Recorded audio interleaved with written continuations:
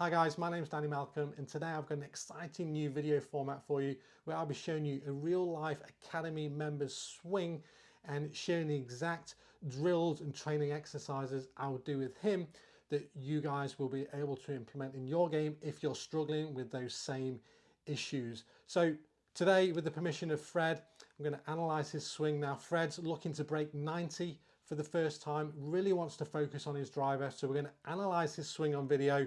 And then I'm going to show you in the studio the progression and the exact 3 drills that I would use over time to improve Fred's driver. If you enjoy this format, please let me know in the comments below because I'd love to do more of these. If you enjoy them and if you enjoy the content as a whole, please consider liking and subscribing. And let's get straight into the analysis. All right, guys, so let's take a deeper dive into Fred's driver swing. Now, if you see anything here familiar in your own swing or you're struggling with some of the same issues, then stick around for later in the video where I'm going to show you 3 exercises, the exact training I'm going to be giving Fred that you'll be able to use in your own game too. So let's dive in. Fred's really looking to hit some long drives, really wants to focus on the driver. So he's set up in a good way. Lead shoulder nicely behind the ball here at address. You'll see a nice wide stance there. Feet flared to work around a slight mobility issue, and his weight nicely positioned behind the ball at address. So from there, Fred gets a really nice turn, lovely hip turn here, lovely shoulder turn relative to his mobility, and he's really wound up into a beautiful position. Pretty good playing in a backswing too. So lots to like to the top of the swing. Now from here, this is really where Fred just really rotates very early and spins out of the shot.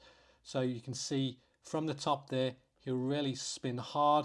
So he gets a lot, you can see pushing super early, lots of AP this way, where he's really pushing on the ground this way early and just spins out of the shot there. So now that golf club is traveling above the plane and it will start to come across with a very leftward swing direction, coupled with being very behind the ball. So that left swing and hitting up quite a lot gives a path even further left, so bigger pulls and bigger slices. So with that as well, really affects his balance, which can start to compromise the ability to find strike and find the center of the club face. All these aspects are going to be detrimental to hitting those long drives. All right, guys, now I'm going to take you through the progression, the training exercises I would use for Fred. And I think this will really help any of you guys that are maybe struggling with that same move. Now, of course, we're not going to do this all at once. I'm just going to show you the progressions that I would use over time, but we'd ensure that each stage is good first before we move on to the next one.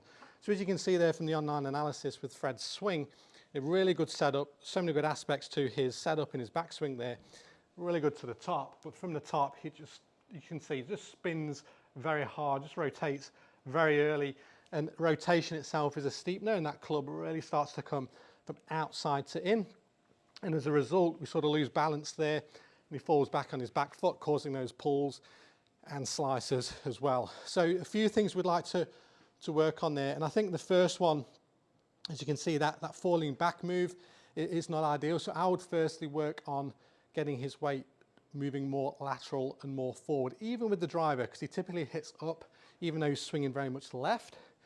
So we want to get that lateral move forward first. The best pros, the professionals, from the top of the swing, they'll have that turn and then they'll shift, then they'll tilt, then before they push and rotate. So we need to add in that first element, that first sequence of that lateral move. So very good training. Now, I wouldn't do this with the driver straight away, but it can be progressed obviously into the driver. But it's the same pattern we see there with Fred's irons. I would just get an iron, just maybe a mid-iron here, and just to work on a little drill we call step change. So quite simply with this, we're just going to get the understanding, the awareness of what it's like to get lateral first, towards a target first. So very simple exercise without the ball to start.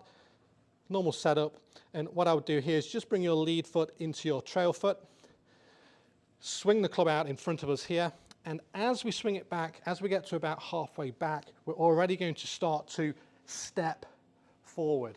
So swinging the club forward, as we get to halfway back, we're going to step and then swing through. Now what this helps ensure is that you've got good sequencing. You're starting with that lateral motion first before you start rotating. So again, taking your setup, lead foot in towards your trail foot, club hovers out in front. Now as we get to halfway back, we're going to step and swing. Now the progression to that would at first that can be quite tricky, and particularly if someone's just spinning and hanging back, that'll feel really, really strange. So that'll take time to coordinate it. You'll need to do it slow, piece by piece, and obviously progress that. But I'll just speed this up for your viewing here. So then we'd bring a ball in, same setup position. Now we bring the lead foot into your trail foot, hover the club above the ball, and now as you swing it back, we're going to step and hit. So that's just a good one just to get the sequencing. Now I wouldn't worry too much about where that's going. It's just getting a bit of a feel for getting the lower body to move first and to get it moving towards the target. So again, set up, lead foot into your trail foot, hover the club out in front. As we get to halfway back, we're going to step, step, and through. And then you can progress that to other clubs as well. But that's just a great one, and you'll see if you video yourself on camera doing that, guys, you'll start to see that lower body and everything shifting a bit more laterally, 3, 4, 5, 6 inches towards the target. Great for those that are just spinning and hanging back. So that's the first aspect, is you want to just understand how to get the lateral movement in. So that's where I'd start. Now that might take however long it takes, depending on Fred's time to practice and the effort put in with the drills, etc. So there's no guaranteed time frame for any of these, but often in the past I have jumped too early as a coach in 20 years onto the next piece, and then that first piece we think it's done, but then it creeps back to the old habit. So just ensure, just from my experience, I'm passing that on to you, just ensure that you've got what you're working on good first and solid and down before you move on to the next piece. But the next piece I would do with Fred is then look at how we use the arms in the downswing. So typically for players that swing across and out to in, we're typically leaving the arms hanging up there at the top. So as we rotate, leave the arms there, now they're going to work, the club's going to work steep and across the ball. So we've got to get this understanding of lowering the arms here early in the downswing. So a very simple exercise for this would be to the top. Now keeping your back closed to the target and just allowing those arms to lower. So this isn't shallowing or doing anything crazy, you're just literally lowering the arms, Now, a great little simple exercise for this, a little awareness, is just imagine you had a bit of paint on the back of your club. Now, I got this from a great coach called Brian Manzella, this splat the paint drill here. Imagine you had some orange paint in this instance all the way on the back of the shaft, and I'm just going to place it on this position on the ground here. Now, the feel is from the top, we're just going to try and splatter that paint on the ground behind us in that area here. So what that allows us to do is get to use these arms a bit more to fire them down. Now we're not pulling, we're not doing anything funky with the shoulders, we're just basically doing that move. And that'll help Fred and help you guys get in more in sequence and get that club more on plane. So as you do rotate, the club comes more from the inside, hitting more up, particularly if it's with the driver there, of course, as well. So that would be the next progression I would do. And then you could bring, obviously, I'd start that with an iron, of course, and progress it to the driver. But same thing, so to the top, splat the paint, and then you'll swing through. Now the exaggeration would be that, which will give you a big draw depending on the club face, but it'll certainly get you swinging 11 degrees out to the right there. You want to work on extremes, guys. If you're a player that's coming a lot out to in, like Fred is there as well, you want to work on training the extreme. So if you're 11 degrees out to in, you want to feel what it's like to be 11 degrees in to out. You're going to find the middle much quicker then. So I'd start slow to the top, splat the paint, and just get some feels. And I'd definitely do it without a ball first, but then as you progress into a ball, splat the paint. And that's just a great one to then get your club more in the slot, more on plane on the downswing. And then you can progress that into your drivers as well. And again, that might be a year, that might be 2 years with Fred, it might be 6 months. Depends on, again, the players, practice time, etc. The final one I would foresee there with Fred, and this will get us into, this is all the technical changes, guys. This is not working on your skill for strike and club face control. This is just fundamentally getting the movements correct. So the final one that I foresee would be to work on reducing that rotation, so reducing that hip spin a little bit.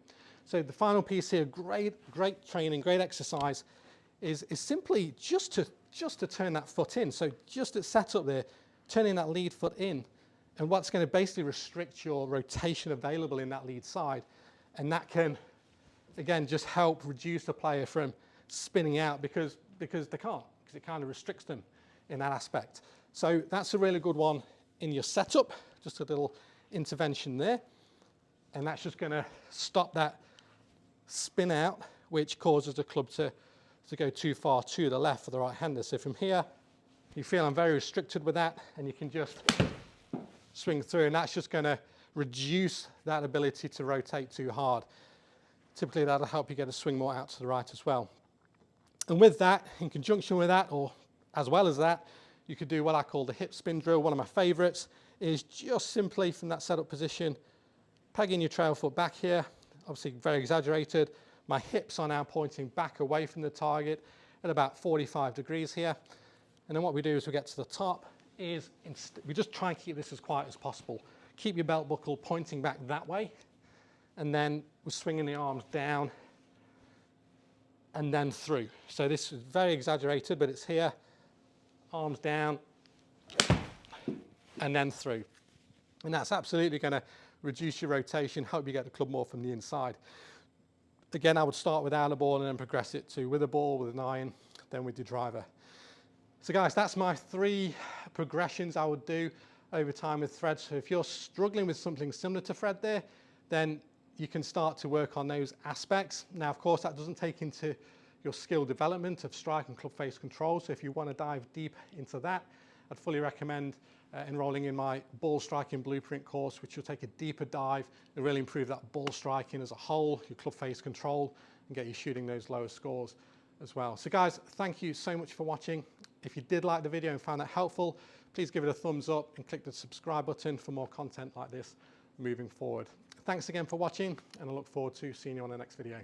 At Danny Malcolm Golf, I take pride in helping golfers build world-class ball striking, and I've been doing it for over 20 years. And now you can train with the exact same drills and skill building exercises I use with my private students here in the studio every single day, and all for less than the price of an in-person lesson with me.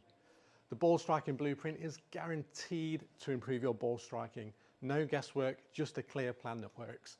So join the thousands of golfers who've already transformed their game by clicking the link in the description below to get started, and I'll look forward to seeing you on the inside.